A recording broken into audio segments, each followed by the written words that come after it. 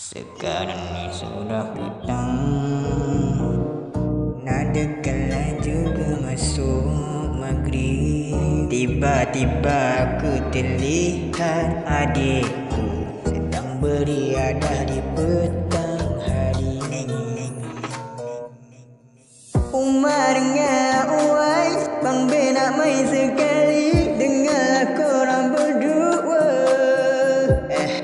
Tiba-tiba lah Uwais, Zia minta senyum, dan juga Umar Abdullah Aziz. Oh indah bermain petang hari, sambil memandang langit yang indah.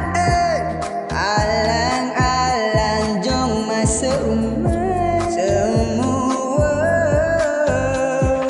Cepat sikit Uwais,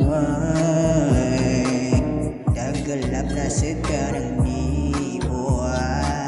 Nanti besok pula kita lah main. Uwais dengan Umar, dia aku. Uwais dengan Umar dengar, nanti syaitan join juga main.